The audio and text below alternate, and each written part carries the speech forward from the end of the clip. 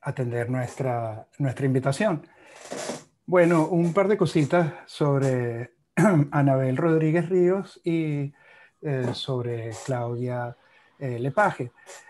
Anabel Rodríguez Ríos es una directora de cine originaria de Caracas, radicada en Viena, donde estudió cine en la London Film School. Y bueno, dirigió el cortometraje Toilette en el 2003 y es una de las directoras de la cinta Una, Dos y Tres Mujeres del 2008.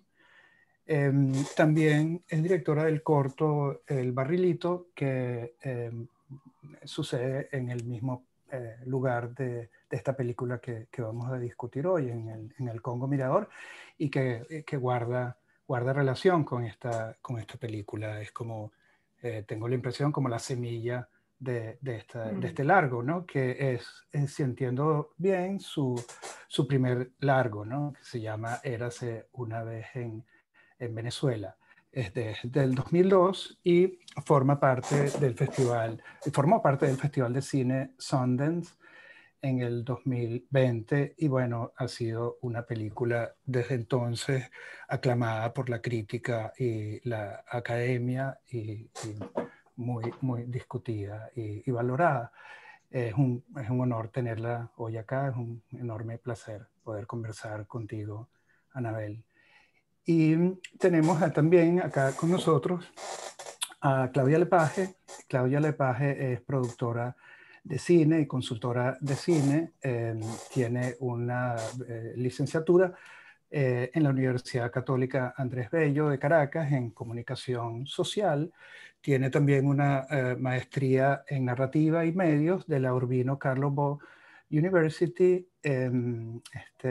Ha sido coproductora y productora ejecutiva de la importante película La distancia más larga, que recordarán, ¿no? Del 2013, de Claudia Pinto, que ganó el premio Glover Rocha a la mejor película latinoamericana en el Festival de Montreal en el 2013 y que fue nominada al premio Goya. También ha sido productora de las películas La noche de las dos lunas del 2018 y Conejo del 2020 de Carla Forte.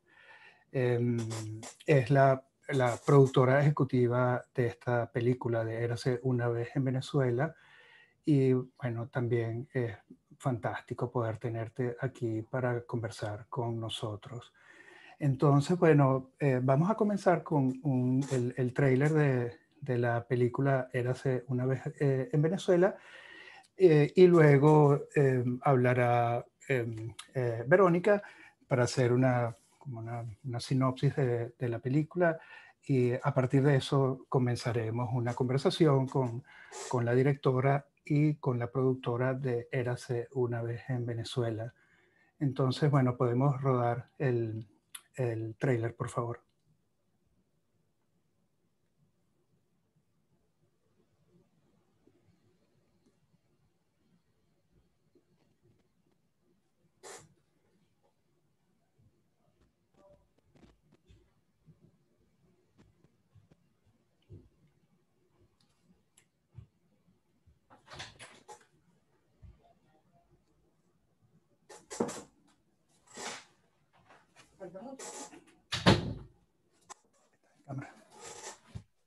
Sabes que no se escucha el audio. Hay que compartir la pantalla marcando la opción de compartir con audio.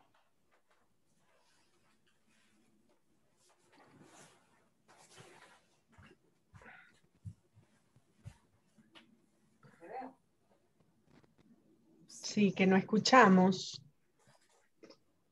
Ya va, pues, un segundo. Ajá.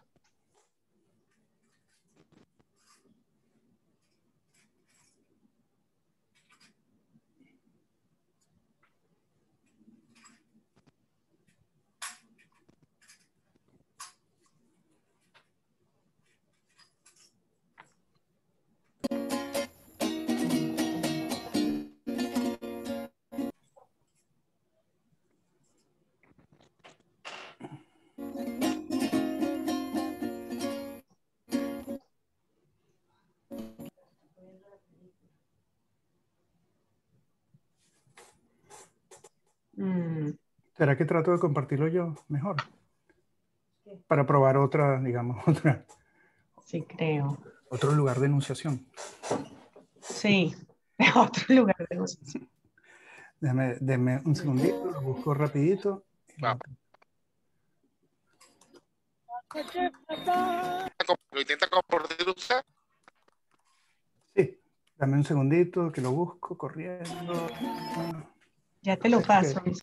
Aquí lo tengo, el tráiler oficial, ¿no? Sí, está desde la cuenta de la película, del canal de YouTube de la película. Uy, a ver. No, ya te lo paso, Vicente, lo tengo aquí. Sí.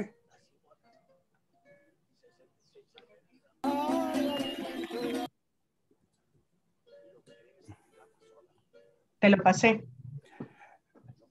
Bueno, disculpas por estos inconvenientes técnicos del internet en Venezuela.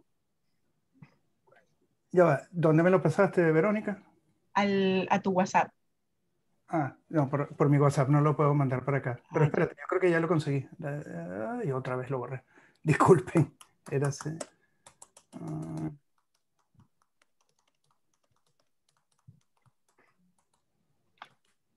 Rapidito, un segundito. ya te lo paso por correo. Ya lo tengo aquí, lo tengo. Ok. ¿Lo pueden ver? Perfecto. Okay. Acuérdate compartir pantalla con audio. Cuando le das a compartir con audio, marca la casilla. Compartir. ¿Dónde aparece el audio? Lo estoy viendo. Bueno, déjame darle. Yo creo que tiene el audio. ¿Se escucha? No. Ahora sí. No. Sí. Sí.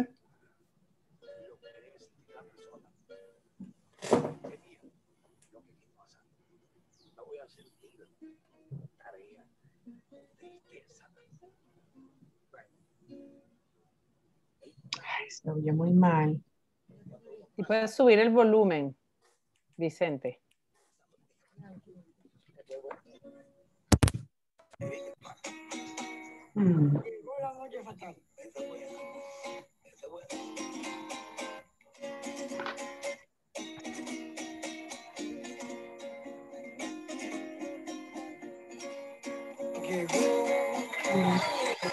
La noche es fatal, noche de agonía.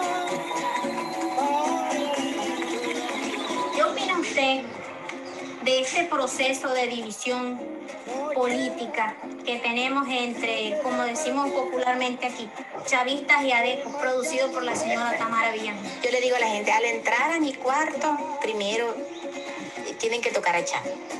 Y el que no lo quiera no puede entrar, porque ¿por dónde va a entrar sin tocarlo? ¿Ah? Ahorita la sedimentación nos está matando a todos.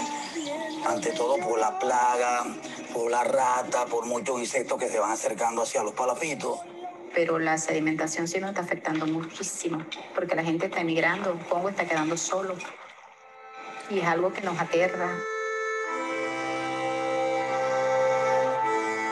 Y Congo tiene poco tiempo ya. El tiempo de Congo es muy corto de vida.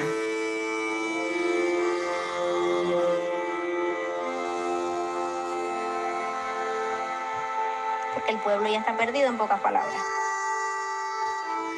Ya esto es monte y culebra.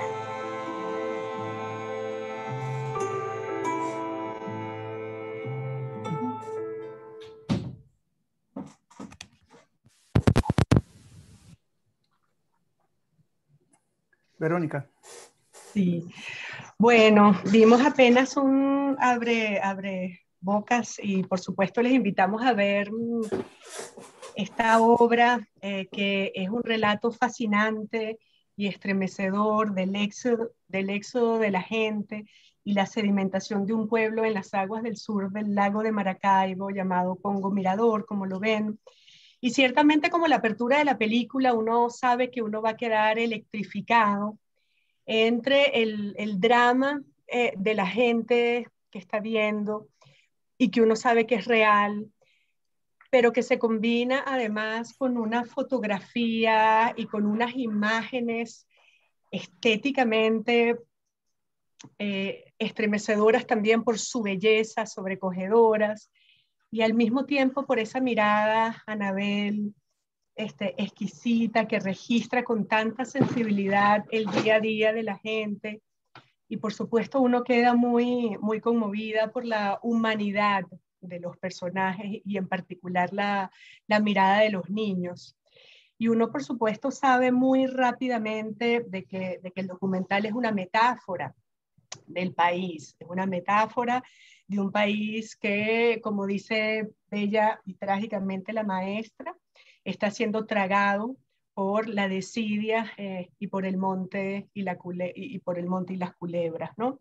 Por supuesto, yo al verlo me parece que es tan denso en el sentido de que hay tantas capas de metáforas y tantas realidades, desde como esta metáfora central de un país que se hunde, un país que se hunde en la desidia y que al mismo tiempo en la vida política se juega en el simulacro pueril de la compra de votos, cuando en realidad lo que está en juego es la vida del pueblo y que, bueno, los políticos finalmente se van a quedar sin electores, ¿no? Porque por el éxodo, ¿no? Pero al mismo tiempo hay tantas capas de lectura, y es un documental y al mismo tiempo es una película, porque es una historia narrada en este contrapunteo de estos personajes femeninos tan ricos, donde además uno advierte también el cuidadísimo trabajo de edición de la película, ¿no? Que juega permanentemente con estos contrastes entre esta riqueza, entre comillas, rural de la maestra y la precariedad y el trabajo esta riqueza de Tamara Villasmil, la política y la precariedad de la maestra, ¿no? Hubo algunos detalles que me llamaron tan poderosamente la atención, por ejemplo, la presencia de los cerdos, me parecía que tenía como tantas capas, ¿no? Los cerdos que son la riqueza, podemos pensar que es PDVSA y que terminan ellos mismos siendo asesinados al final, y al mismo tiempo me parecía que evocaba a Animal Farm o de Orwell, cuando justamente este proyecto reivindicador, revanchista, termina exterminando a sus propios adeptos, ¿no? Entonces, bueno, hay tantas capas. Y quería, Vicente, si tú quieres agregar algo y luego comenzamos con una pregunta.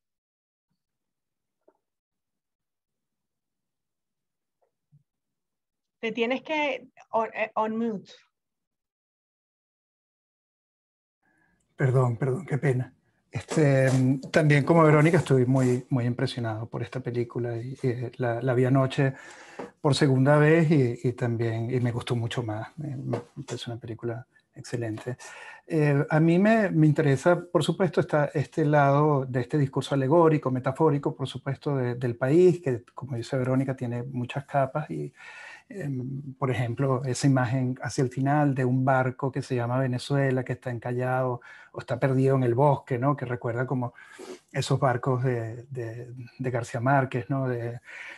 Como en mitad de la selva, o de Fitzcarraldo, no sé, una cosa como absurda en la selva, abandonada, y que se llama Venezuela, ¿no?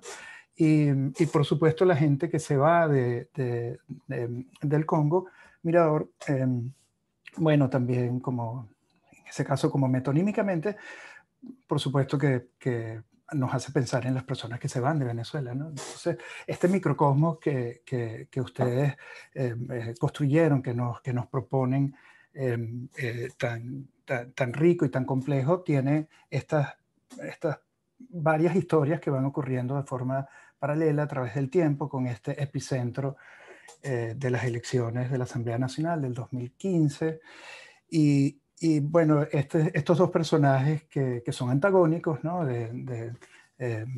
Tamara Villasmil y Nathalie, la directora, la representante del PSUV, del partido de gobierno, y la profesora, ¿no? del colegio, del colegio del pueblo. A mí me interesa muchísimo el personaje de Tamara Villasmil y, y esa, bueno, esa escena final donde matan a los cerdos también me interesa mucho. Pero bueno, digamos, como para empezar, me parece interesante ver la historia bueno, como la historia de la lucha de Tamara Villasmil por rescatar a su pueblo de la sedimentación.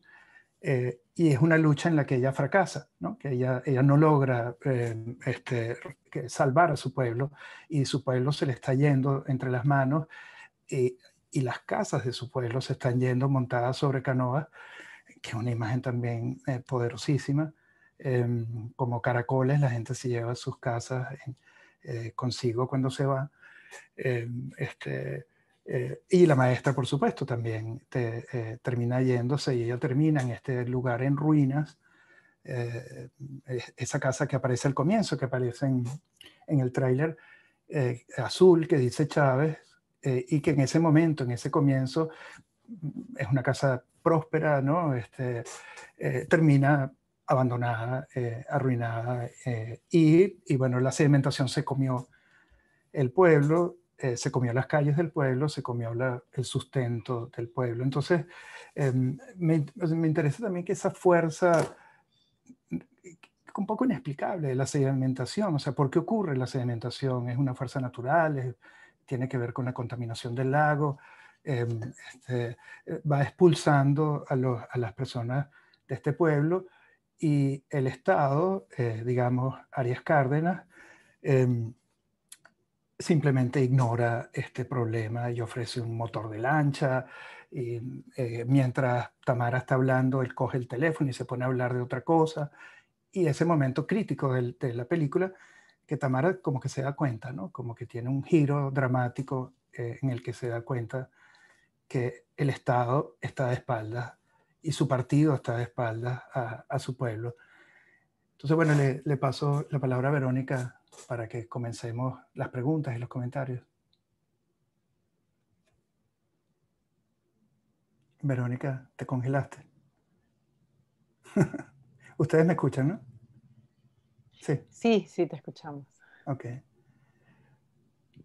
Bueno, mientras Verónica se descongela, Gracias, es interesante escuchar cómo lo interpretan también, ¿no? Ustedes y sí, claro, todo lo que han expresado es quizás una impresión generalizada. Estamos de acuerdo que ha sido la película es de hecho una alegoría y busca desde lo emocional como que provocar una catarsis en nosotros en un momento, en este momento histórico, este periodo histórico que nos ha tocado padecer o vivir. Y tú comentabas sobre la sedimentación, claro. En esta zona, esta laguna del lago esta laguna del Congo Mirador se encuentra en el sistema del Taico del Catatumbo, del río Catatumbo. Y este río normalmente sedimenta mucho, según lo dicen sus mismos habitantes, y entre otras cosas porque en las últimas décadas ha proliferado una cultura de devastación del bosque de las orillas del Catatumbo, porque en un principio se usaba para cultivos, luego para ganadería, que es lo que ustedes ven con Tamara, ese sitio donde ella tiene los cochinos y las vacas y todo. Eso era un bosque, ¿no? Y cada productor tiene 100 hectáreas. Entonces, cada vez que pueden y tienen la capacidad y los jornaleros, etcétera, y la maquinaria, entonces eso lo arrasan prácticamente para abrir espacio para la ganadería. Pero por otra parte, y esto lo he aprendido es de hecho de biólogos venezolanos, de gente, de especialistas venezolanos, ¿no? Por otra parte, sí hay una incidencia del cambio climático, que se nota en los deltas se nota bastante, ¿no? El impacto del cambio climático. Entonces, a partir de cierta fecha en adelante, se fue haciendo, se acelera ese mismo proceso de que esa laguna se llena de tierra, ¿no?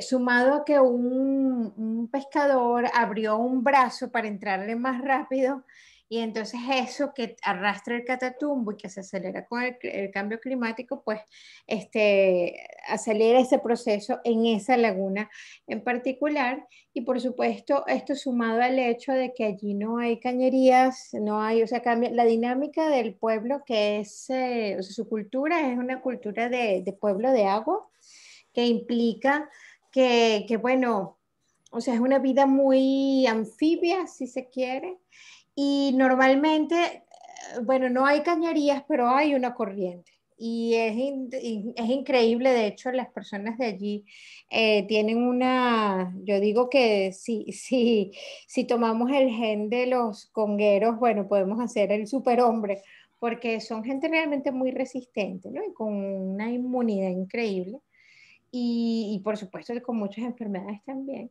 Entonces, esta dinámica al cambiar esa dinámica, por supuesto aumenta la contaminación, y si a esto le sumamos la contaminación por petróleo, que es poco estudiada en el país, es muy poco estudiada los efectos de la contaminación del petróleo en el lago de Maracaibo. Entonces, todos esos elementos hacen que se hiciera más inhabitable. Pero para luego les echo el cuento de cómo está el Congo Mirador, aunque le voy a hacer el spoiler a la gente que no ha visto la película. Yo tenía, bueno, iba a hacer una pregunta, si me deja internet en Venezuela. Por supuesto, Claudia y Anabel, una pregunta que surge al ver la película es, bueno, ¿cómo enfocaron su mirada en ese pueblito que queda en el sur del lago de Maracaibo? Es decir, ¿cómo escogieron ese lugar? ¿Cuáles fueron quizás las contingencias, las casualidades que les llevaron a escoger ese lugar y esta historia para narrar? Esa pregunta primero. Y la otra pregunta, que también tiene que ver quizás con el hecho de ser socióloga y trabajar en la etnografía, es, bueno, ¿cómo emerge ese hilo narrativo, ¿no? Porque uno ve un documental, pero hay un relato, ¿no? Hay unos personajes. Entonces, ¿cómo fue que fue surgiendo esa historia? Esas dos preguntas. Bueno, yo le dejo la primera pregunta a Anabel, que es la visionaria, que cuando llegó por primera vez allí a ese pueblo, entendió que había que hacer no una película, sino varias. Adelante, Anabel.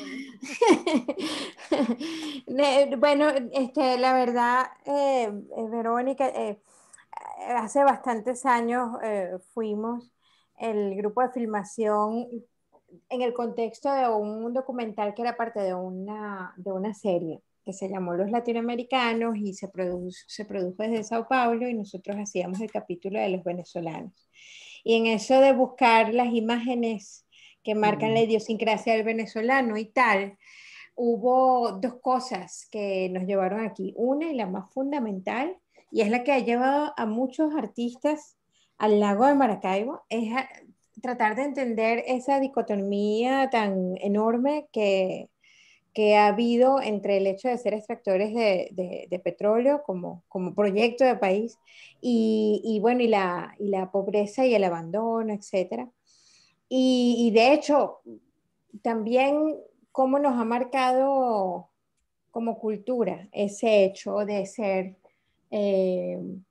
que nuestra actividad, que nuestro proyecto de país se haya centrado tanto en el hecho de ser extractores de petróleo. Entonces, bueno, donde es más evidente empezar a tratar estas preguntas es en el lago de Maracaibo, ¿no? Es donde está visualmente, además, y esos contrastes se ven claramente, etcétera.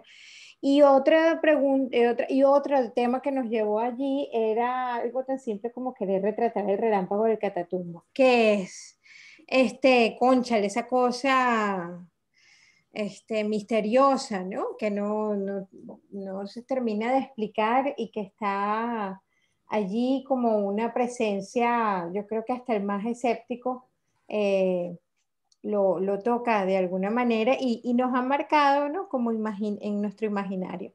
Entonces, con esa fuimos una primera vez a grabar el Relámpago del Catatumbo, pero con todas estas cosas en el inconsciente, ¿no? Y luego, pasados los años, esto fue hace años, y siempre quedó como que la imagen, porque el sitio desde donde por excelencia se graba este Relámpago del Catatumbo es el Congo Mirador. De hecho, esto es de acuerdo a Valentina Quintero, o sea, no hay misterio. Esto es de acuerdo a la guía de Valentina Quintero, que ha sido una guía tan luminosa, ¿verdad? Y, y entonces, claro, estamos en esto, tratando de hacer esto y al mismo tiempo con la percepción abierta a compartir con la gente de las distintas comunidades en esa diversidad que es el lago de Maracaibo. Pero en el Congo Mirador en particular, pues la gente es muy abierta, muy presta a relacionarse con la gente y tal. Y fue así como en esas noches de tratar de retratar aquella cosa del relámpago, pues empezamos a conocer a mucha gente, ¿no? Y eso se fue quedando en el haber, pues, de uno, de vida. Y tan pronto tuvimos la oportunidad, hicimos un primer cortometraje que se llamó El Galón. Y en ese momento en el que estamos grabando ese cortometraje, la gente nos dice, bueno, muy bien esto que están haciendo, pero lo que a nosotros realmente nos está afectando es la sedimentación porque la gente se está yendo del pueblo. El pueblo se está quedando solo, etc. Y entonces, así como nosotros intentamos montar el proyecto para lo que después fue un largo, y es así cuando entra Claudia, que nosotros empezamos a buscar que el proyecto creciera y llamamos SOS Claudia y es así como recién llegada de vuelta de España, donde vivía, empezó a montarse en esta aventura de este pueblo eh, remoto y con historia épica de abandono. Sí, bueno, yo agregaría que para lograr ese resultado, siempre decimos que es como un documental cocinado a fuego lento, ¿no? O sea, todo ese relato que a veces la gente se pregunta, ¿es ficción o es documental? Por supuesto, la magia de la edición, donde hay una mirada femenina, la de Anabel hacia estos personajes y también del editor Sepp Bruderman, que él es austríaco y vivió un tiempo también aquí en Venezuela, entonces era interesante también tener esa perspectiva. Pero sobre todo es un documental que se empieza a rodar en el 2013 y entre el 2013 y el 2018 fueron 14 viajes de un equipo muy pequeño.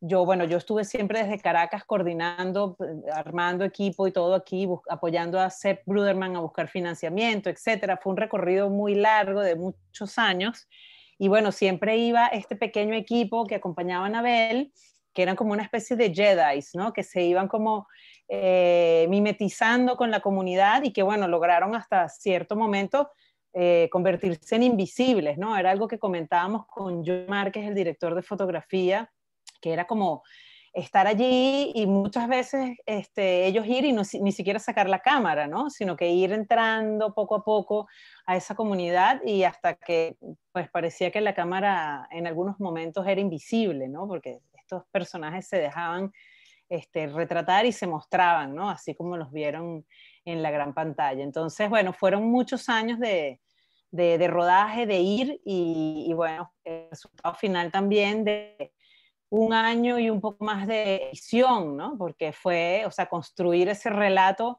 en 99 minutos no fue una cosa que se hizo de la noche a la mañana, ¿no? Entonces, Y, bueno, ahí y es está. una constante reflexión, Verónica, tú que preguntabas, bueno, ¿cómo se logra esto que es un relato, ¿no? Porque sí hay un método que de hecho poco a poco en el hacer nosotros tratamos de unir esas dos lógicas. A ver, en principio, lo que hicimos como tal, digamos, documental, observacional, eso tiene una tradición, es prácticamente que el clásico de las películas documentales, ¿no? Esta forma observacional. Pero sí tratamos de tener una atención constante al hecho de que esto iba a ser una película y de que hubiese, y que cuál es la historia, ¿no? Esa es la pregunta constante.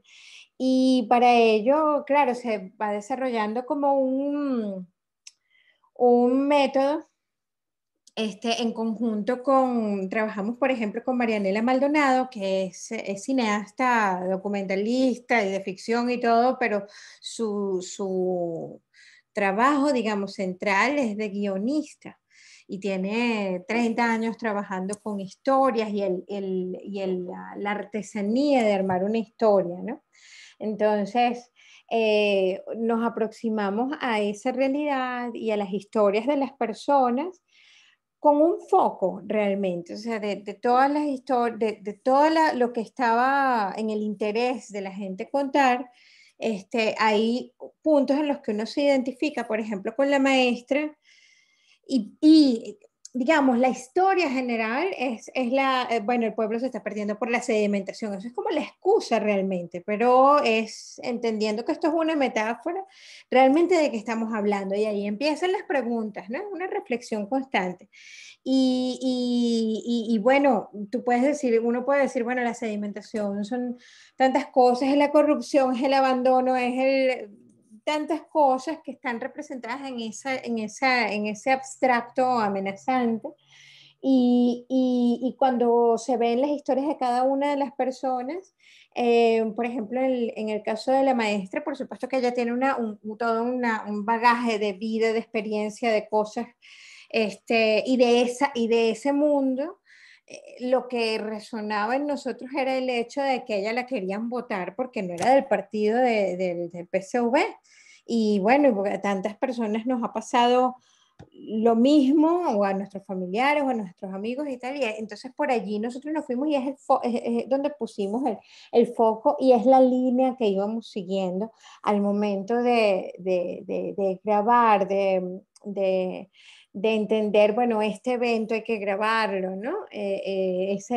Cada uno va teniendo como una línea, entonces sí hay una artesanía que uno va a desarrollar, que el equipo va desarrollando a través del diálogo, reflexión, así como estamos hablando nosotros ahorita, con mucho escribir, para realmente decantar de aquella realidad, es realmente una mirada, ¿no? Es realmente, bueno, un foco es esta la historia, no es el resto de la historia, son los hechos que están, por ejemplo, en los eventos que grabamos, está, por supuesto, las elecciones, está todo lo que tenía que ver con una posible incidencia en la solución de la sedimentación, y que al mismo tiempo representaba justamente ese ambiente que está sedimentándonos, digamos, socialmente, ¿no?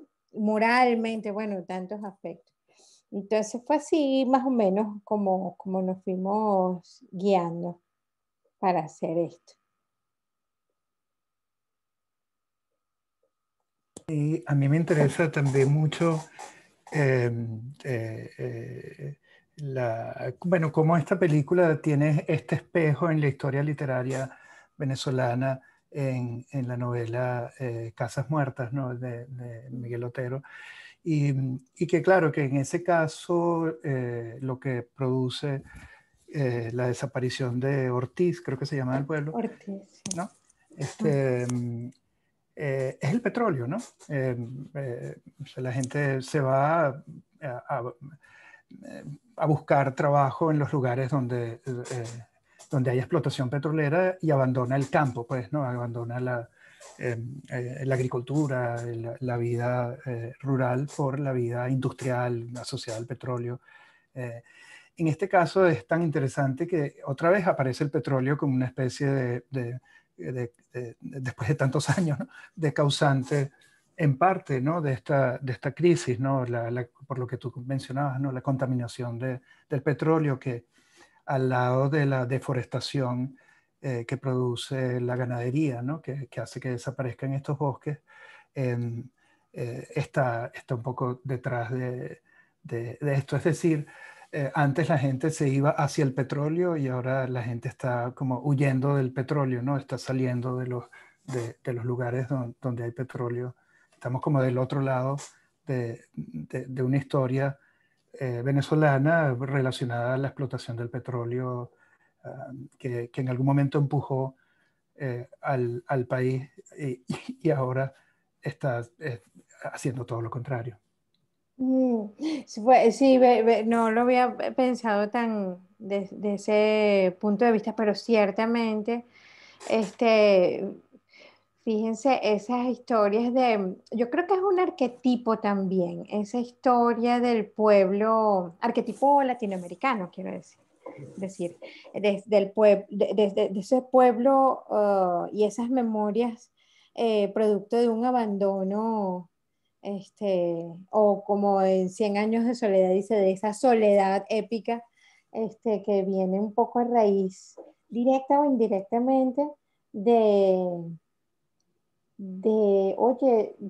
actividades mineras o como le dicen más técnicamente de las actividades extractivistas y tal, que tanto nos han marcado. Yo creo que eso es un tremendo punto a entender para nosotros como sociedad, ¿vale? Porque podríamos ser de otra manera, creo yo, ¿no? Podríamos ser de otra manera. En la película hay algo que no se desarrolla tanto, pero que está ahí de algún modo y que tiene que ver con ese barco Venezuela. Fíjate que ese es un barco, él se quedó nosotros le buscamos la historia, ¿no? A través de su historia de qué puertos tocó. Entonces ese era un barco que él transportaba productos agrícolas desde la desembocadura del Catatumbo a donde llegaban cosas del Táchira por un tren que venía hasta Encontrados, que es al sur del lago de Maracaibo. Ahí recogía ese barco café, cacao, no sé qué, y lo llevaba a Maracaibo e incluso lo llegó a llevar a Nueva York.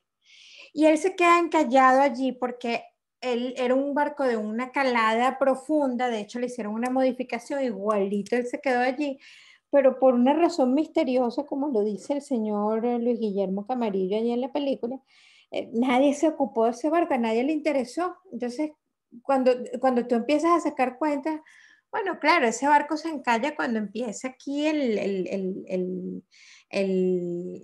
o sea, hay un primer boom del petróleo, ¿cierto? Cuando la Segunda Guerra Mundial, en plena Segunda Guerra Mundial, luego después de la Segunda Guerra Mundial, que aquí, bueno, compraba petróleo para todo el mundo, realmente.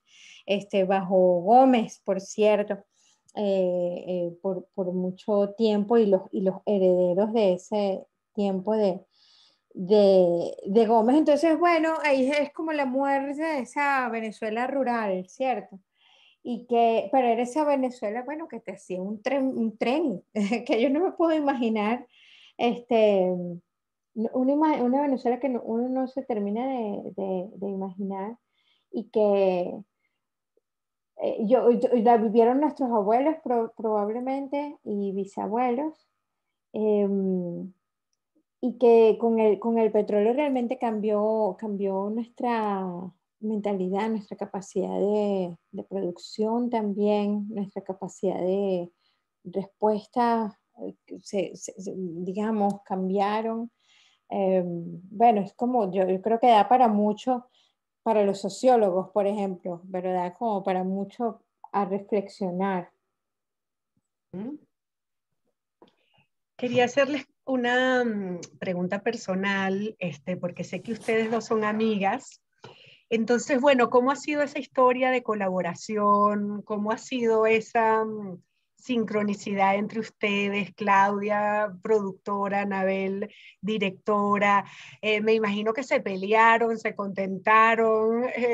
Cuéntenos un poquito de eso que no se Sí, bueno, cuenta en las críticas de la película, y como las tenemos a ustedes dos aquí, entonces nos pueden contar esa faena de elaborar una película, además siendo históricamente amigas. ¿Cómo fue eso? sí, Claudia. bueno, nosotras nos conocemos desde teníamos como 14 años. El cuento es muy bueno. Estuvimos en un campamento vacacional de adolescentes y después coincidimos en las aulas de la Universidad Católica porque las dos somos egresadas de comunicación social. Y fue increíble, inmediato. O sea, fuimos cómplices, compañeras desde el primer año de la universidad hasta el quinto.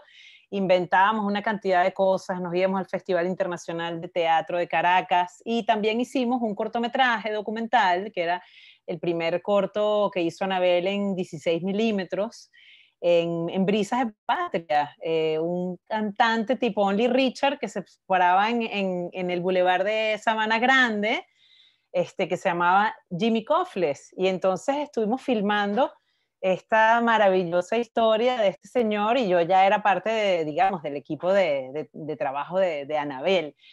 Luego, pues yo me fui a vivir a Europa y estuve 10 años. Y ella, pues, estuvo también en Londres. O sea, ha sido como una historia entre de ir y venir, pero bueno, estas cosas de empatía y de colaboración creativa como tan interesantes ha hecho que siempre nos volvamos a encontrar. Ahora la que está en Venezuela soy yo y la que vive en Europa es ella.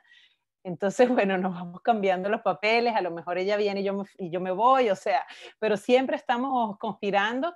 Y bueno, realmente el proceso del documental fue, bueno, fue largo, o sea, todavía tenemos cosas de trabajo de la película, porque uno no hace una película solamente para, bueno, para entregar, sabes, el máster, sino también para, bueno, generar conversación, como es el caso de esta película, que ha sido uno de los objetivos fundamentales.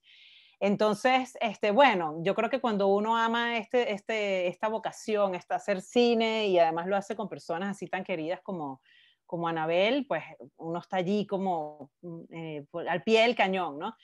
Pero sí confieso que hubo momentos en que yo decía, pero Dios mío, me volvió a llamar Anabel que quiere ir a filmar otra vez al Congo Mirador, Dios mío, pero esto no había terminado ya. Pero bueno, efectivamente sí era necesario, pues, volver a retratar cómo estaba el Congo, cómo estaba la sedimentación. O sea, pues en algunos momentos sí era como para jalarse los pelos así, pero no, pero después decía, valió la pena realmente, o sea, porque a nivel de producción ha sido difícil. Un documental, no sé si me congelé. No, está bien. Hola, hola. Está Sí bien, Aquí está bien. estás, estoy. Claudia, Okay. sí estás, perfecta. Ok, sí, es que sentí que me congelé. Bueno, un documental con una ejecución muy larga en el tiempo, ¿no? Entonces, pues, bueno, costos, ahora nos quedamos sin dinero, pero hay que volver a ir a filmar momentos históricos como el de las elecciones, ¿sabes? Que no, o sea, eso era algo que no podíamos decir, bueno, vamos en otro momento, o momentos en los que hay que estar prevenido porque las dragas las van a mandar, parece que las van a mandar, entonces, bueno, o sea, los que hacemos cine documental tenemos que estar como preparados para la guerra. Entonces, bueno, es entusiasmante. Yo creo que, o sea, peleas como tal no hemos tenido nunca, sino más bien alegrías y satisfacciones como esta. No sé si Anabel quiere agregar algo, a lo mejor yo no me acuerdo de las peleas y tengo memoria selectiva. Bueno, no, honestamente, bueno, Claudia es mi hermana, yo la considero mi hermana y han sido muchas las cosas por las que hemos pasado de vida y de creatividad y ha sido una colaboración permanente muy sabrosa. Y es además, Claudia es la única persona que me entiende en este mundo, yo creo. Entonces, porque pasa yo soy muy hippie, por decirlo en dos platos. Yo estoy, bueno, pensando en que hay que ir al Congo Mirador otra vez y tal, no estoy pensando en cuánto está, en cuánto cuesta, etcétera, etcétera, o qué sé yo, tantas cosas. Hay que llevar el suero teofídico, que por supuesto en el momento uno sí lo piensa, pero estoy como que con la hace poco una compañera que empezó a trabajar con nosotros, productora también, Janine, decía, es como tener una hermana adolescente, cuando se referían a mí, y entonces, y Claudia, ella apagando todos esos fuegos y siendo la persona coherente y que conocemos, ¿no? Que además es capaz de Claudia es capaz de conciliar muchas posiciones totalmente distintas, o sea, tiene un arte de la diplomacia nato, ¿no? Y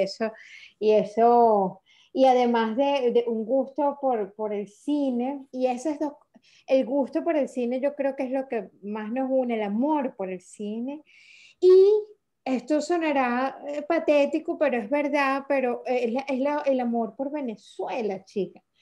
Bueno, chicos, los dos, el amor por Venezuela, estamos como que muy comprometidas bueno, batuqueadas además por el momento que ha tocado vivir, ¿no? Y tratar de entender lo que ha tocado vivir y cómo responder a eso desde lo artístico y como cineastas, como comunicadoras, etcétera.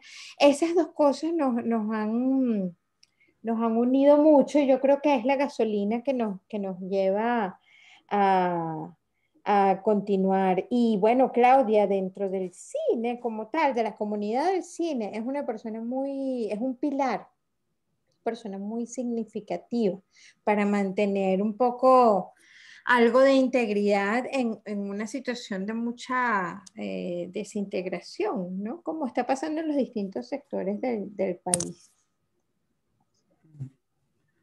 Bueno. Oye, gracias, qué honor, Dios mío, esas palabras, me sonrojé. Miren, de hecho hay unas preguntas aquí en el chat, no sé si ustedes moderadores están viendo que debemos invitar a los participantes. En 10 minuticos terminamos. Exacto. Y abrimos la conversación. A todos los invitamos a hacer preguntas, las preguntas que quieran. Sí, yo quería como continuar un poco algo que mencionamos al comienzo y lo dejamos por ahí, pero antes quería decir que me gustó muchísimo la canción inicial de Osvaldo Oropeza, si no me equivoco, ¿no? Y cantada por este señor que además la canta como que fuera, no sé, como un gitano, como que recuerda, como una forma gitana de cantar, ¿no? Que es sorprendente, ¿no? Que es realmente un personaje muy importante. Y que es curioso que, bueno, que esta película arranca con estos personajes que son hombres, ¿no? Este cantante y su amigo, ¿no? Y que están conversando sobre el pasado y de un pasado que ya no existe. Y empieza esta canción, que es una canción de despedida, que es una canción, La noche de tu partida, ¿no? La noche fatal, ¿no? Que es buenísima esa parte, ¿no? Una canción de amor, ¿no? Y de un amante que se va en un barco además, ¿no? Entonces, bueno, el barco después lo vemos al final, que se llama Venezuela. Es una canción que es un tesoro que hayan conseguido esa canción y que ese señor la haya cantado de esa forma tan bella, ¿no? Tan impresionante, ¿no? Pero bueno, inmediatamente la película de esa noche, ¿no? Que la narradora la llama la noche de una era, ¿no? Y que también quisiera que habláramos de eso, ¿no? ¿Cuál es esa era que está en la noche, ¿no?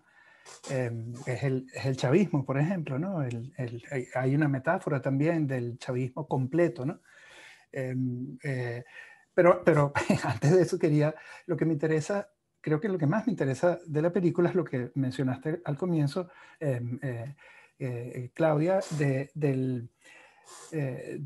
bueno, de una historia que está contada desde un ángulo definitivamente femenino, ¿no? O sea, aunque comienza con estas voces de hombres y esta canción tan bella de un hombre y ese personaje se mantenga, ¿no? En toda la historia y vuelva a aparecer más adelante, ¿no?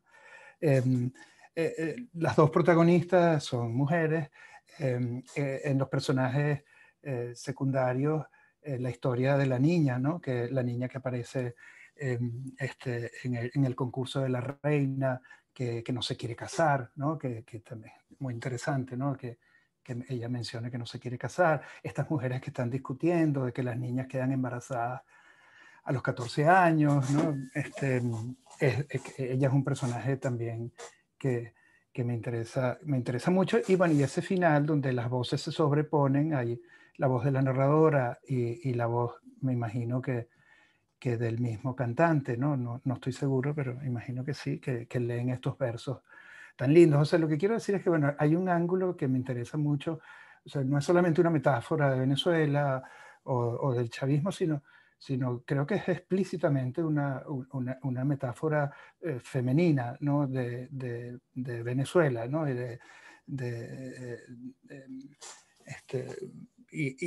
No sé, quisiera que conversáramos un poquito sobre ese ángulo femenino y sobre esa canción de amor y de despedida, ¿no? Ese pueblo que se va y desde el comienzo lo estamos despidiendo.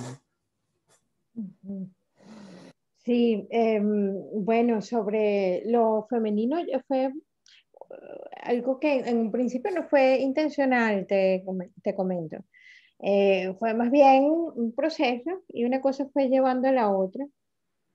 Nosotros comenzamos grabando con un grupo de niños, por cierto, de pescadores. Y estos niños se mudaron. Un poco la historia era aproximarse a ese hecho de la sedimentación del pueblo y de lo que estaba ocurriendo con la gente y el tema de la polarización, pero desde el ángulo de los niños. Y resulta que de un viaje a otro se van este grupo de hermanos, que era como que el foco, desde el cual estaban participando y del cual estamos grabando, y ellos se confrontaban con el hermanito de Joaini, que es la niña que que termina teniendo un rol en el que nos enfocamos bastante. Y, y bueno, eso, digamos, decidimos continuar por allí y eso nos llevó a la maestra y al entender la historia de la maestra, eso nos llevó a grabar con Tamara, para lo cual necesitamos varios años, no fue como que de primeras que pudimos entrar allí. Entonces, yo creo que eso ocurrió de esa manera también porque dentro de esa cultura el hombre está pescando en las mañanas, ¿no? O está, realmente está pescando y trabajan, o sea, no es esa visión de que, bueno, el pescador ya está listo, está en la hamaca a tal hora, ¿no? Porque salen a las 4 de la mañana y si no pescan una cosa, pescan la otra y bueno, la que queda en el pueblo es la mujer. La verdad es que esa es un poco la dinámica allí. Y yo creo que fue por eso, ¿no? Que nos fuimos yendo por ese camino y por supuesto, cuando llegamos a esta persona de Tamara Villasmil, o sea, desde el primer momento que uno la ve, es como, por favor, yo quiero, por favor, yo quiero grabar a esta señora, qué maravilla. Y cuando te le acercas es aún más maravillosa, ¿no? En el sentido de que tiene una persona con tantas contradicciones que es tan, como hiperbólica, y es quien es, ¿sabes? Sin ningún filtro. Entonces, no, eso era muy, muy maravilloso, fue un regalo del cielo divino, ¿no? Para esta película y para este fenómeno de haber compartido esta película con la gente. Yo creo que la gente la remueve mucho, pues ella como persona, ella como presencia. Y bueno, así fue. Esto de la noche de una era se refiere, a ver, me gusta, una cosa que sí, eso sí es una intervención totalmente narrativa clásica, eso no tiene nada de eso, es algo más cercano al ensayo que otra cosa, y es por supuesto absolutamente mi opinión, y queda un poco allí ambiguo, un poco por gusto, pues, de provocar el pensamiento, y se refiere más que al momento político específico de nosotros, se refiere a un momento de la humanidad, Vicente, la verdad sea dicha. Y, y bueno, es un poco en mi percepción que este tiempo en el que el petróleo ha sido tan esencial para el sistema completo de la civilización, evidente pues que ese protagonismo ya está cambiando y eventualmente va a cesar, ¿no? O no sé si por completo, no sabemos hacia dónde va la cosa, todo está en cuestionamiento, ¿cierto? Entonces, pero se refiere un poco a eso, ¿no? Pero bueno, lo dejamos así como ambiguo y me divierte un poco esto de, bueno, será la noche del chavismo. Dios mío, ay no, eso sería, bueno, no voy a decir nada, pero, cónchale. Bueno, entonces tenemos varios comentarios, intervenciones. Quería leer dos comentarios. Verónica, hay una cosita más, perdona. Sí, sí, sí. Es que si no se me olvida luego. La última cosita es que me llamó Aprovechando mucho... el privilegio. Ay, sí, qué horror. Se llama Vicente Lecún. Alguien con ese nombre puede tomar sus atributos. Esto lo vamos a editar. Está comprando votos. Comprando tiempo. El privilegio masculino. Exacto, el patriarcado. Ay, no, Dios mío. ¡Qué horror! Bueno, bueno, sí, que claro, me encanta cómo hay algunas imágenes que se van repitiendo a través de toda la película. Por supuesto, las casas montadas en las lanchas que se van yendo progresivamente. Es fantástico, ¿no? Es una imagen poderosísima, ¿no? Y me encantaría que habláramos de eso, de esa imagen un poquito, pero así como se repite esa, también se repite, no tantas veces como las casas, pero varias veces, la imagen de la iglesia, ¿no? De la torre de la iglesia, que me imagino que debe estar más o menos como suelen estar las iglesias en el centro del pueblo, me imagino, pues no sé, que en una plaza, en una zona. Sin embargo, no recuerdo, a menos que lo de San Benito ocurra ahí, que no estoy seguro, que no creo, o el concurso de la reina del pueblo, que tampoco creo que ocurra en la iglesia, ¿no? Pero bueno, a veces pasan estas cosas. Sin embargo, no hay un cura o un pastor, no hay una representación oficial pues, de la iglesia. La iglesia está ahí como un monumento que es una referencia, pero que pareciera un hueco, ¿no? Que pareciera solamente una cuestión geográfica dentro del pueblo y no tiene la presencia, por ejemplo, que tiene creo que el comisario del pueblo o el guardia nacional que aparece en un ratito, en algún momento, la representante del partido, ¿no? O sea, estas instituciones están por ahí representadas y la iglesia solamente es esa imagen que se repite ahí. ¿Qué pasó con esa iglesia? ¿Por qué funciona? Bueno, es que una vez que llegamos allí, ya el cura ya no iba. Normalmente iba solo un par de veces al año para hacer los matrimonios, o sea, algunos rituales, y ya llegó un momento que dejó de ir por completo.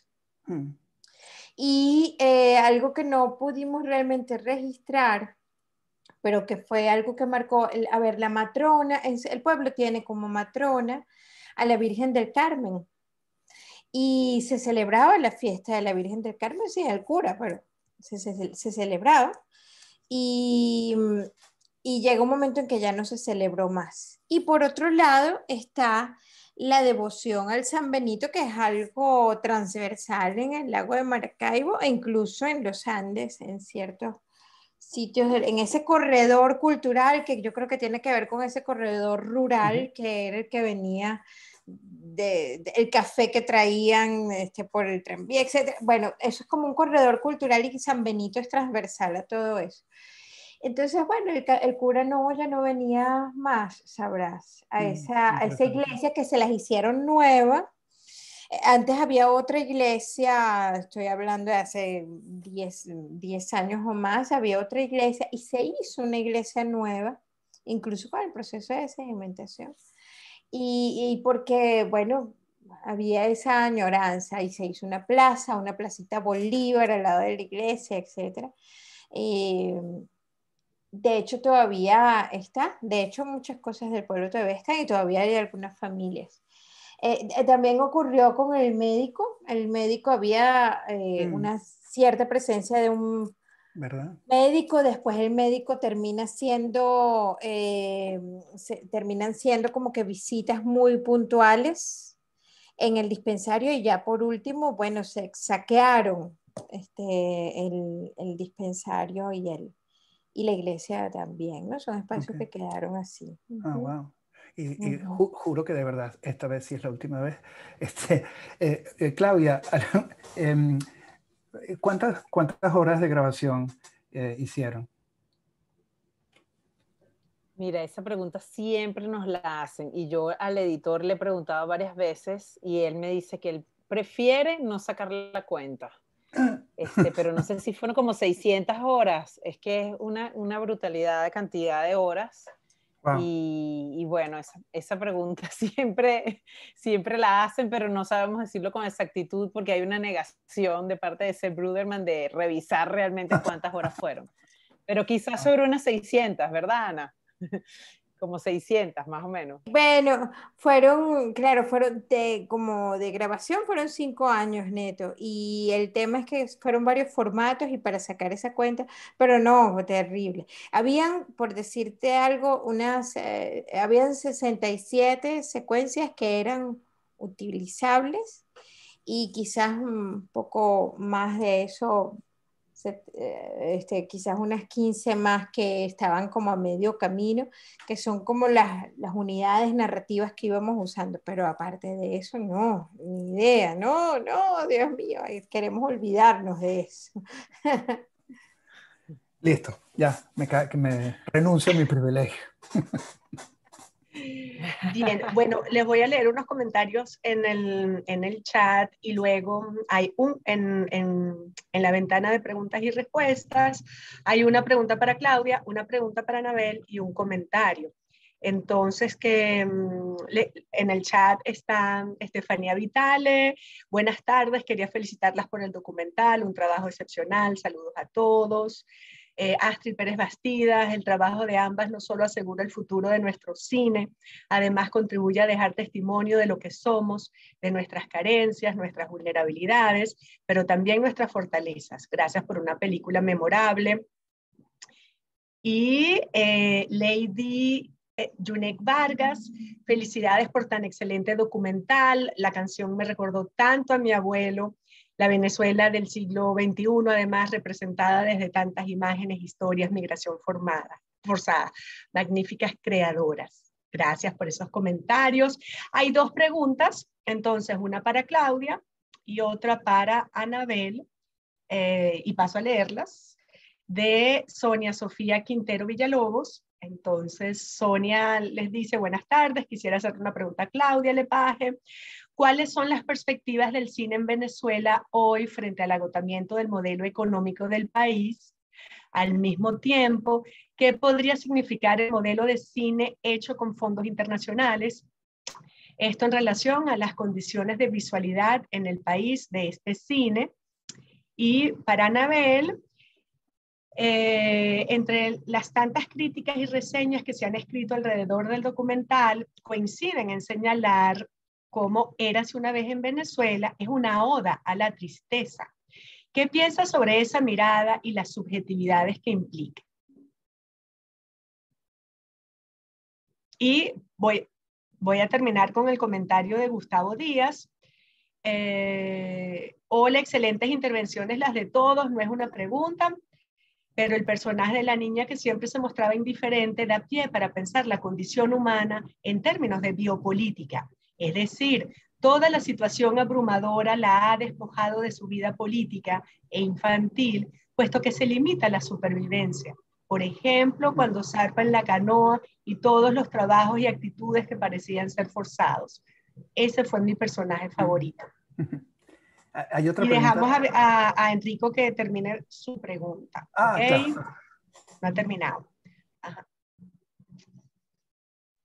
Vale, si quieren respondo yo entonces la primera, ¿no? Que habla sobre la situación del cine en Venezuela. Respondo yo.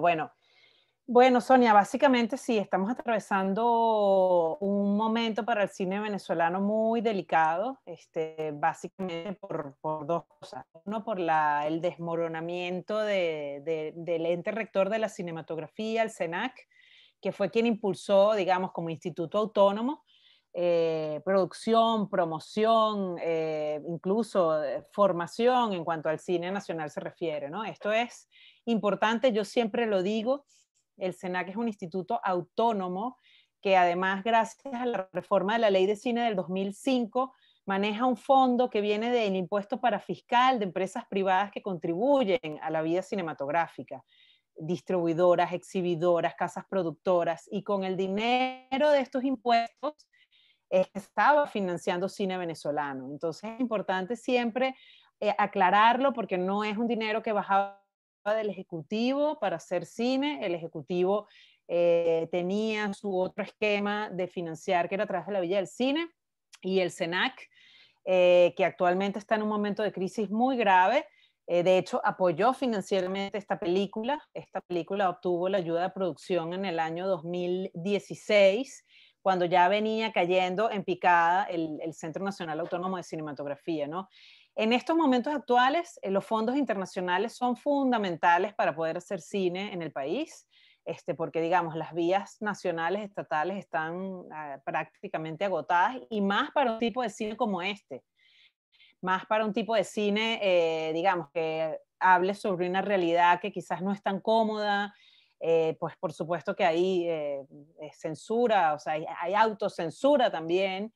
Y bueno, es por eso importante bueno, que la gente que quiere hacer cine busque otras alternativas para financiar, ¿no? Entonces, en el caso de esta película tiene apoyo de instituciones internacionales como IDFA, que es el Instituto de Cine del Festival de Ámsterdam, de instituciones en Estados Unidos, Tribeca Film Institute, Women Make Movies, Chicken and Egg Pictures.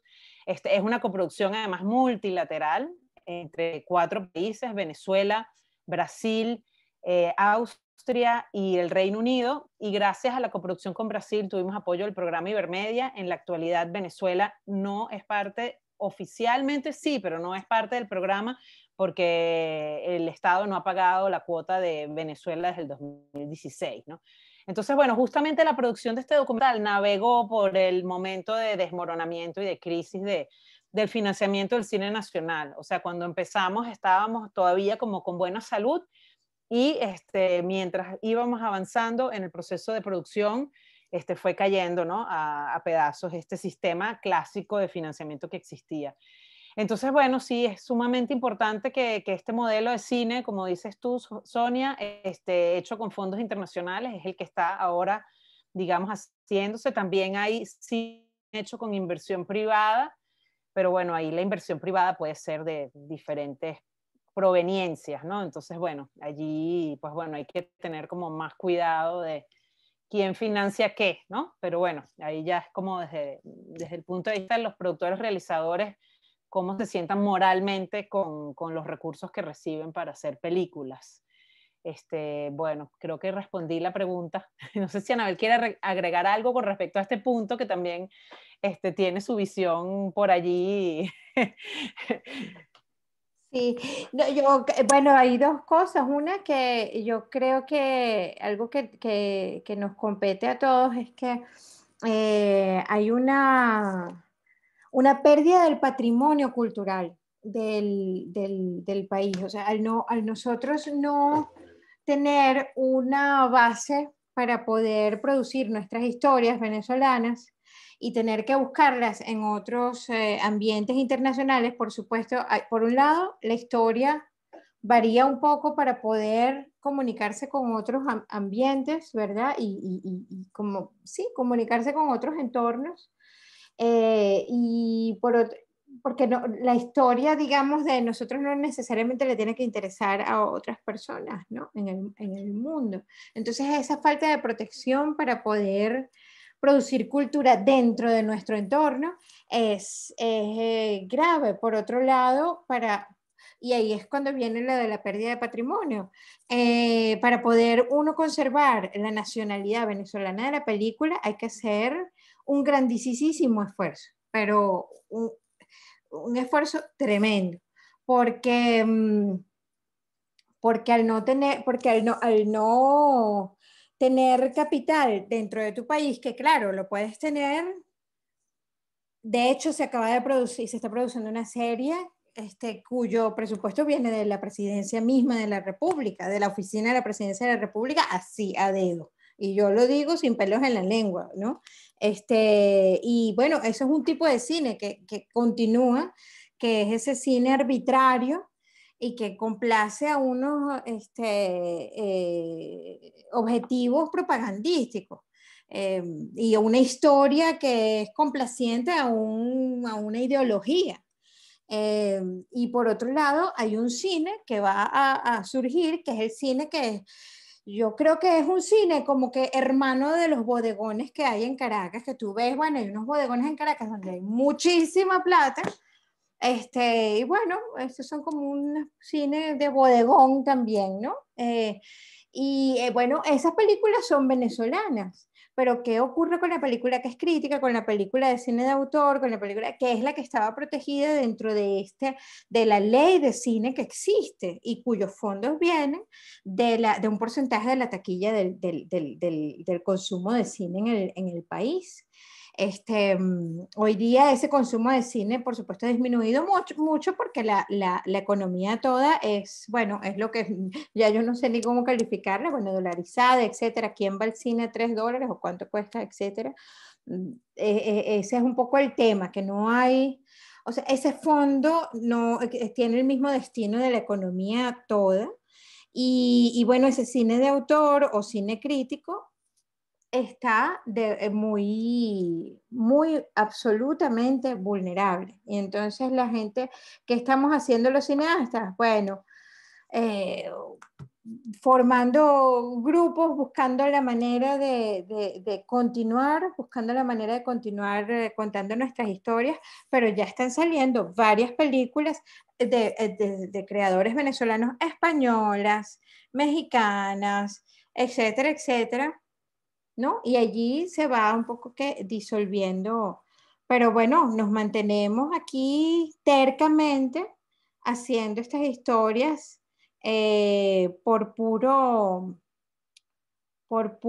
amor, ¿no? Y por pura convicción de que hay que seguir viviendo para contarlo y seguir existiendo, conservando esa existencia para contarlo, y procuraremos seguirlo haciendo bajo la nacionalidad venezolana por tratar de mantener un patrimonio, ¿no? En un momento en el que se está disolviendo. No, ahora me encadené, Sonia. Yo sé. Sí, tú tenías otra pregunta que era para ti específicamente, Ana, de Sonia Ajá, también. sí, la mirada triste sobre la oda a la tristeza. Bueno, yo creo que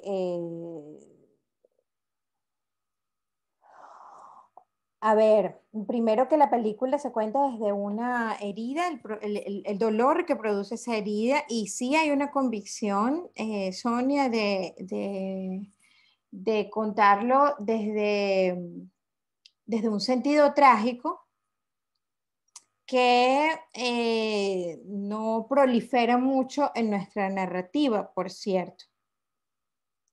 Y las subjetividades que implica, bueno, claro, todo pasa por un tamiz. No entiendo muy bien a qué te refieres. Lo que yo siento que dice la pregunta, que piensas sobre esa mirada y las subjetividades que implica, es, sí, claro, que es un acto absolutamente subjetivo. Si hablamos de cómo es la percepción política, si a eso te estás refiriendo, es por supuesto absolutamente subjetivo y es contado desde un dolor. Pero en ese sentido, yo creo que el haber tocado esa, o sea, el haber tenido esa determinación de conectar con esa emoción, ha conectado con la emoción de mucha gente. Y un poco como lo hace las cosas contadas con ese sentido de tragedia. Yo creo que esta película ha producido una cierta catarsis, ¿no? en la gente, y que en esa catarsis hay una posibilidad de cambiar. Desde o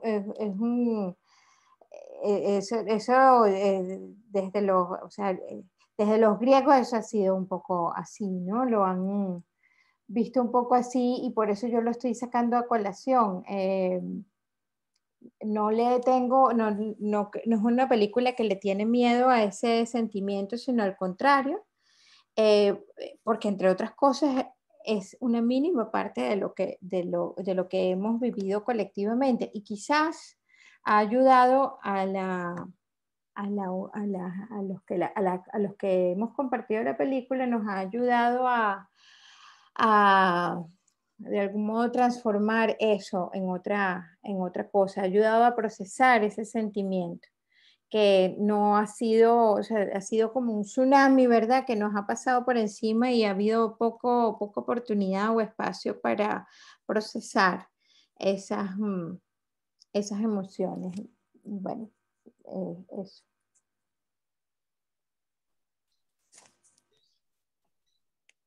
Ok, Vicente, ¿tú quieres seguir leyendo las preguntas? ¿Dónde viene la de Gustavo Díaz?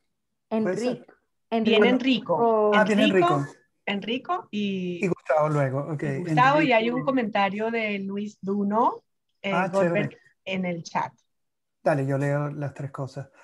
Enrico Trevisi dice, en su opinión, ¿qué podría estar en el horizonte de un futuro post-extractivista?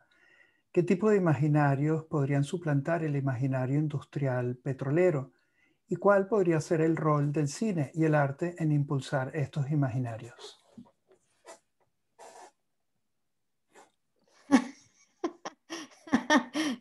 Wow, qué pregunta más difícil. No, pero es lindo, es lindo. Porque es el momento de pensarlo. Ahora, aquí podríamos, o sea, Verónica, por favor, una mano ahí, y también Vicente, porque es que yo creo que es un tema a debatir entre visto desde distintas disciplinas, pero es que además es un momento muy complejo, porque yo veo que percibiendo el país actual, viendo que es un río tan revuelto, con una economía totalmente dejada al dólar libre por pacas en la calle, mientras hay una gran parte de la población sufriendo muchas calamidades, hay una gente que se está haciendo rica rapidísimamente y no hay una ley que nos atraviese a ninguno de nosotros y realmente es el momento de la ley del más fuerte. Y claro, es quizás un momento en el que uno puede imaginar cosas, pero hay que, bueno, supongo que hay que ir tomando espacios, ¿no? No sé qué opinan ustedes, pero tomando espacios y reclamando derechos y cónchale, como que volver a las cosas más fundamentales, los derechos humanos, e ir clamando un poco por esos derechos humanos y desde esos espacios que se ocupan, sí empezar a crear desde allí, pero bueno, si por mí fuese, empezáramos muchas experiencias anarquistas, tal cual, anarquistas como tal. Yo creo que es un territorio y un sitio con unas condiciones que permiten esas posibilidades. Pero bueno, no sé qué opinan ustedes también. No, a mí la pregunta me parece como muy sugerente para comenzar a reflexionar desde el registro tanto del cine, pero de la escritura, como todas las formas de resistencia que van surgiendo frente a la precariedad, frente al autoritarismo. Por ejemplo, eso que narraba Claudia y tú, Anabel, bueno, ¿cómo están haciendo para redefinir, realizar y dejar testimonio en un contexto autoritario donde ya los recursos se destinan a dedo para elaborar obras que son propaganda política? Pero también quería señalar, por ejemplo, este espacio que se convocó sin ningún tipo de apoyo oficial, con todo el trabajo voluntario de todos los académicos, y que realmente la respuesta ha sido abrumadora, ¿no? Es decir, 200 ponencias, y la gente discutiendo y debatiendo.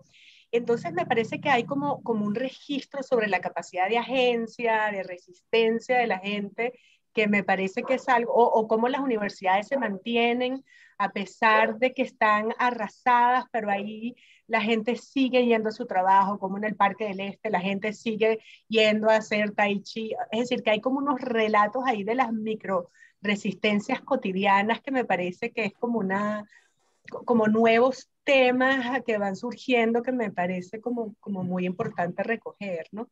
Y cierro allí. Sí, no, interesante, interesante contarlo además, para que eso Claro. tenga un eco. Sí. Y porque Enrico dice aquí Sí, que quizás cómo yo el cine y el agregaría, arte pueden impulsar esos imaginarios. Qué interesante. Claudia. sí, no, quizás sí, no, yo agregaría que, o sea, bueno, yo cuando escuchaba la reflexión anterior de Vicente, yo digo, si hubiésemos escuchado lo que decía Arturo Uslar Pietri en los años 30, ¿no? Que había que sembrar el petróleo. O sea, porque el petróleo no era algo que iba a estar, que iba a ser eterno, y ahora nos vemos con esta ironía de que éramos un país, o bueno, somos, no sé, pero ya no se extrae, o sea, sin industria petrolera, y ahora sufrimos por la escasez de gasolina, por ejemplo. Cuando hace 2 años era gratis, ahora hay que pagar la bachaqueada o hay que hacer colas interminables. Entonces, claro, estas son los contrastes tan grandes que tiene Venezuela, y que yo creo que este espacio que se está abriendo, como apuntan ustedes, es importante enfocar a que la sociedad civil tome un poco las riendas, y también tomar el valor de la educación como algo muy importante, porque yo creo que uno de los grandes problemas que tenemos en Venezuela es ese, que la educación nos falla por algún lado, es una pata coja, y que precisamente, bueno, el conocimiento es poder. Entonces, si nosotros desde la cultura, o sea, desde las artes, podemos aportar, uno, a retratar un momento histórico que está viviendo el país, o por ejemplo, como es el caso de esta película, de retratar la desaparición de un pueblo de agua, pero cada quien desde su ángulo, desde la literatura, desde la fotografía, para dejar una memoria histórica, por un lado, porque, o sea, un pueblo sin memoria es, o sea, ¿para dónde vamos? Bueno, tenemos que estudiar el pasado, tenemos que estudiar nuestra historia, y si no hay un legado para las nuevas generaciones, entonces, o sea, es preocupante. Entonces ahí yo creo que el arte tiene que tomar un rol fundamental para poder retratar y proponer, obviamente, como dice Anabel, desde la anarquía o desde estos espacios que son fabulosos, y que además lo felicito, esta jornada es Laza, porque además leyendo el programa me encuentro como con 4 o 5 amigos, ponentes o moderadores en otras mesas, muchos en diáspora, y aquí resalto la importancia de la colaboración que está pasando con el cine, y es este caso concreto de colaboración entre los cineastas de la diáspora y los cineastas que estamos todavía aquí en Venezuela, o bueno, que seguiremos aquí, no sé qué pasará con nuestras vidas, pero esa colaboración que la gente que está en la diáspora tiene que tener súper claro, porque, bueno, no todo el mundo que vive fuera está motivado a seguir vinculado con el país, porque es doloroso, ¿no?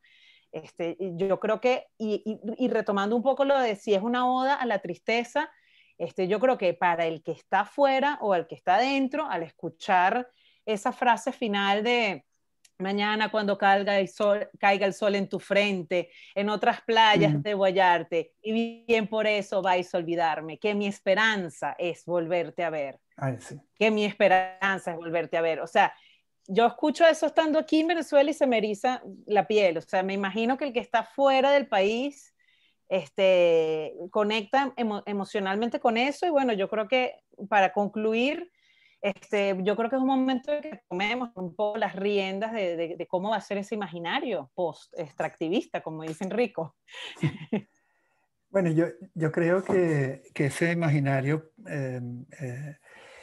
que podría sustituir al imaginario industrial petrolero puede ser precisamente el de la noche de una era, ¿no? Un imaginario nocturno.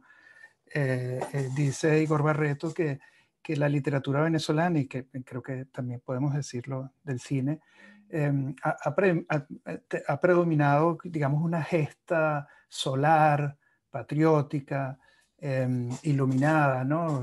Calurosa, ¿no? Llena de luz. Mientras que el invierno venezolano, digamos, las inundaciones, la lluvia, el agua, ¿no? El imaginario acuático, ¿no? Podríamos decir, es muy pequeño, ¿no? Al lado de esta cuestión épica y solar, ¿no? Y yo creo que esta película de ustedes muestra, y es muy curioso, esa parte acuática, solar, perdón, solar no, invernal de Venezuela. Hay una larga parte de la película donde llueve y llueve y llueve, ¿no? Y montones de secuencias están hechas dentro de las casas, a la sombra. Hay otras, por supuesto, que son afuera, en el agua, ¿no? Pero hay un imaginario de recogimiento, incluso en el mismo hecho de abandonar tu pueblo, llevándote tu casa como un caracol, o sea, como migrando dentro de ese recogimiento, dentro de esa cápsula que es tu propia casa. Yo creo que esta película puede ser como es verdad, el inicio de este nuevo imaginario postpetrolero, puede ser el final, la noche de una era y las noches del comienzo de otra era. Hay otra pregunta, las leo, ¿no? Sí, y el comentario de Luis. Y el comentario de Luis, sí. Disculpen, a ver. El comentario es, el documental es una obra rica en contrastes. Pregunto, ¿cómo lograron crear el montaje de imágenes de Tamara mientras le hacen pedicure en su hamaca, muy relajada, al lado de otras imágenes de la carencia? Déjenme hacer las 3 preguntas y leo el comentario de Luis para que no se nos vaya a acabar el tiempo en esto, ¿no? Después Sonia, que intervino al comienzo, agrega: perdón por el abuso, pero quisiera preguntarle a ambas sobre el problema de la censura, particularmente en el cine, y desde sus experiencias, ¿cómo la perciben? ¿Consideran que fue gradual? Y, a ver, el comentario de Luis Duno dice: muchas gracias por el trabajo, por el diálogo tan productivo, de verdad que ha sido iluminador estos comentarios. En estos momentos estoy terminando un texto sobre cine y petróleo y esta idea, imagen del fin de una era, me resulta clave. Si todo el cine venezolano es el cine del petróleo, una hipótesis que muchos niegan, pero que yo afirmo, esta película es tal vez también el fin de ese cine del petróleo. Fin en términos de producción, pero también de imaginario. Entonces, bueno, agárrenme ese trompo en la uña. Pero qué interesante que hay gente pensando desde eso, desde el registro de la memoria, desde la reflexión. Yo espero, Luis, que puedas publicar eso. Ese tipo de reflexiones nos hacen falta y puede ser. Fíjate que no es solo el cine, es también el arte. Yo no sé si ustedes recuerdan sería... ¿Cómo es que le dicen a este señor? El príncipe negro que hacía estos barriles de petróleo y no sé qué. O sea, hay todo un imaginario que ciertamente tiene que ver con el petróleo. Y un poco ligándolo con estos comentarios que vienen a raíz del comentario de Enrico y el mundo que que podemos imaginar. Yo sí temo que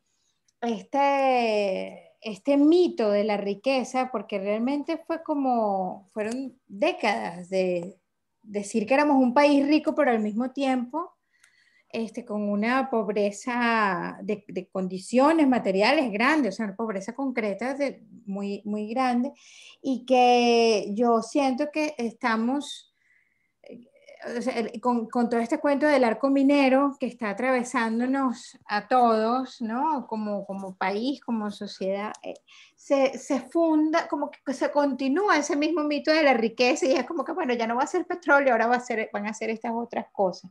Entonces no sé si vaya a ser el fin. En todo caso, me parece interesante esto que dice Luis sobre esto del cine y el petróleo.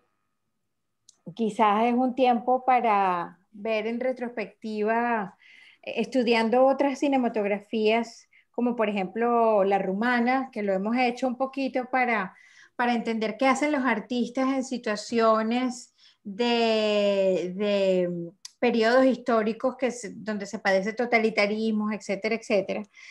Y fíjense que en la cinematografía rumana empiezan a salir todas esas historias de los tiempos del comunismo 10 años después. Entonces, quizás ahora es que viene un cine que siga reflexionando sobre este tema del petróleo. ¿Quién sabe? La otra pregunta era, no recuerdo. Sonia. Eso, La de la censura. Está la de Gustavo, el documental es una obra rica en contrastes, sí. preguntó cómo lograron crear el montaje de imágenes de Tamara mientras le hacen la pedicura en la hamaca, muy relajada, al lado de otras imágenes, y la de Sonia Luna. No, es que la misma realidad, Gustavo, realmente, o sea, ese es un tipo de lugares y Venezuela completa, creo que es un lugar donde tú solo prendes esa cámara y ya salen estos contrastes, ¿no? Y es solo cuestión de cortar. Y no, esos contrastes están allí a flor de piel constantemente. Sí, no tendría mucho más que decir. La realidad es bastante más rica y de hecho, nuestro relato, que es la película, se queda corta en relación a lo ácido que puede ser, ácida que puede ser la realidad y contrastante y cruel. Tan es así que, bueno, ya yo he echado bastante este cuento, que el tiempo en el que nosotros estuvimos allí, uno de los signos más contundentes de abandono es la llegada de los paramilitares, de los paracos en el pueblo, quienes toman el control allí y con quienes convivimos por un par de años mientras estuvimos grabando allí.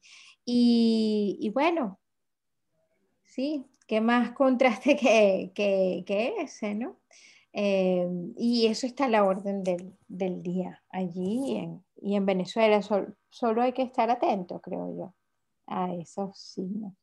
Y la siguiente pregunta era, desde sus experiencias, ¿cómo percibieron Sobre la la censura. censura? Ujú. Claudia, ¿qué crees? Bueno, creo que, bueno, lógicamente hay censura, no hay que tapar el sol con un dedo, no podemos hacerlo.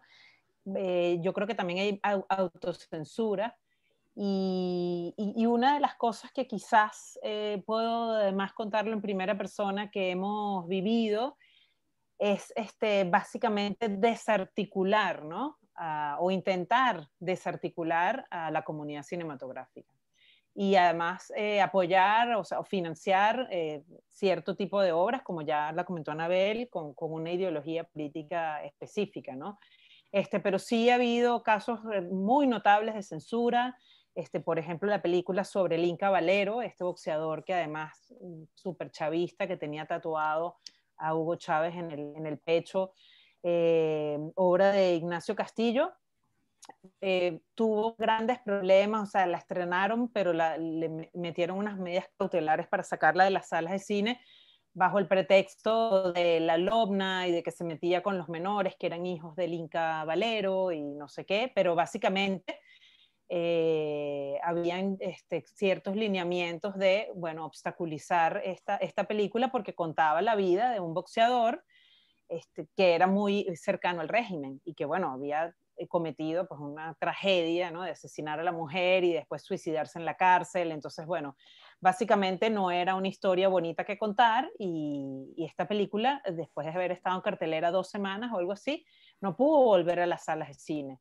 Eso fue un caso notable de censura y también la película de Flavio Pedota, Infección, que es la historia de unos zombies, o sea, en Venezuela cae el virus que hay como un subtexto que el virus es el chavismo por ciertas imágenes que se ven y entonces, bueno, este virus se empieza a propagar y bueno, son zombies que se van, bueno, lo que pasa con las historias de zombies, ¿no? Entonces, bueno, a esta película también se le puso muchas piedras de tranca para poder obtener la documentación para estrenar en salas de cine. Y bueno, a nosotras siempre nos preguntan, ¿no? Que cómo hemos hecho nosotros, si hemos tenido problemas de censura. En nuestro caso particular no las hubo. Yo creo que hemos estado como protegidas por un manto sagrado y que además la película tiene un contrato con el Centro Nacional Autónomo de Cinematografía de ser exhibida, porque ellos dieron dinero para producir la película. Entonces, sería absurdo que este ente rector de cinematografía nos obstaculice estrenar e incumplir un contrato que tenemos con ellos. Entonces, yo creo que en ese sentido eso nos protegió y bueno, hemos podido llevar la película a pesar de la pandemia a salas de cine con una distribución para ser documental en un montón de salas del país, pero bueno, lamentablemente pues la pandemia tampoco ha ayudado mucho a eso. Está en plataformas digitales también para verla en Venezuela, en Play de Ticketmundo y en películas de impacto de Gran Cine. Y bueno, también tenemos la idea de hacer hemos hecho ya algunas, pero no hemos podido hacerlo con fuerza, proyecciones al aire libre gratuitas para poder hacer que la gente vea la película, se quede comentando, la participe, o sea, generar debate en torno al tema que plantea. Bueno, básicamente quizás uno de los que más nos interesa es el de la politización, ¿no? De la polarización. Entonces, bueno, en eso estamos, pero buena pregunta, Sonia, gracias. Bien, bueno, ya tendríamos que ir cerrando, pero había una pregunta que Anabel sugirió en el aire y me parecía importante cerrar con eso, que nos pusieras al día cómo está el Congo Mirador actualmente. Sí. Bueno, no sé si las personas que están conectadas vieron toda la película. Quienes no la han visto, mejor no la escuchan porque si no, les va a arruinar la experiencia. Pero fuimos hace como 2 meses al Congo Mirador y lo que se creía es que quedaban solo 4 personas, 4 viejos de hecho. Y igual tercamente fuimos, a pesar de que prácticamente me decían, no, sí, ¿para qué vas a ir si no hay nadie allá? ¿Y para qué vas a exhibir la película? Porque yo quiero mucho proyectarla allí, ¿no? Y conversar y todo. Y resulta que hay todavía, el pueblo está suelo prácticamente y quedan unos canales, unos 3 canales que los abre la gente, los mantiene a punta de pala, ¿no? Y quedan yo calculo que son 3 familias de las cuales visitamos una, familias completas, ¿no? Con las 3, 4 generaciones, desde niñitos hasta los viejos, que se quedan allí por la pesca de la cangreja, un poco por conservar ese punto de pesca que está allí al sureste del lago de Maracaibo. Y mi deducción es que ellos se quedan porque el destino que tiene la mayoría de los congueros que se van sobre todo al mismo Zulia, al mismo estado Zulia, y terminan trabajando en condiciones de esclavitud o prácticamente, o casi que esclavitud, ¿no? Es bien común en varios sitios del lago la práctica de una suerte de maquilas de pesca, donde hay una persona que es dueño de unas embarcaciones y de ciertas maquinarias, y entonces tú trabajas para él, no te paga prácticamente, sino que te da un sitio donde vivir, te da comida, etcétera, etcétera, como un sistema feudal más o menos, ¿no? Un poco así trabajaba Tamara, por cierto, en alguno, con la gente con la que trabajaba en el río. Es algo común en la práctica cultural en algunos casos en el lago. Pero bueno, puede ser muy hostil, ¿no? Y cuando todavía vives en Congo Mirador, tienes una cierta autonomía, porque hay todavía una señora que en este caso, o sea, Tamara ya no tiene el negocio de la pesca, no pierde la vinculación con el pueblo, por cierto, sigue como que atendiendo algunos asuntos, pero ella cerró su casa. Y de hecho la saquearon un poco, saquearon algunas de las casas allí. Pero hay otra señora que sí mantiene un poco el negocio, es decir, compra a los congueros allí y les garantiza una cierta autonomía. Entonces esa gente se ha quedado allí, pero realmente tomando tus palabras en una resistencia, Verónica, y ¿cómo decir? Es como una situación en la que justamente pareciera un muy buen momento como para fundar algo nuevo, ¿no? Y yo creo que si allí sí ocurriera que se funda algo nuevo, mucha de la gente de ese pueblo volvería allí. Por varias razones. Una es esta autonomía de las que les estoy hablando, el tener un cierto control o sea, conservar ese territorio y lo que significa en términos de pesca, pero también por un tema cultural y emocional y espiritual y, ¿no? de creencia, de querer estar allí. Entonces, bueno, toca ver qué va a pasar, pero todavía sigue, hay gente que todavía sigue allí, es increíble, es increíble. Creo que nos van a cerrar en 2 minutos, ¿no? Ajá. Verónica. Ay, Verónica se congeló. Ah, sí. Bueno, entonces voy a comenzar a despedir. Bueno, muchísimas gracias, Anabel. Un placer muy grande escucharte hablar de tu película y de... Ah, aquí está Verónica. Y gracias, Claudia. Un gustazo verte de nuevo. Verónica, también muchas gracias. Y a todos los que vinieron. Verónica. Sí, no, pues despedirnos y de nuevo todo el agradecimiento por estar aquí y por haber realizado todo ese equipo, esa obra tan conmovedora realmente. Entonces, bueno, un gran abrazo, espero que nos veamos pronto en la vida real. Sí. Ay, sí, por favor. Muchísimas gracias a todos por esta conversación tan rica, la verdad es que creo que todos aprendimos muchísimo. Gracias. No, y gracias a muchas gracias. Muchas gracias. Dale. Chao. Chao, chao. Que estén bien. Chao.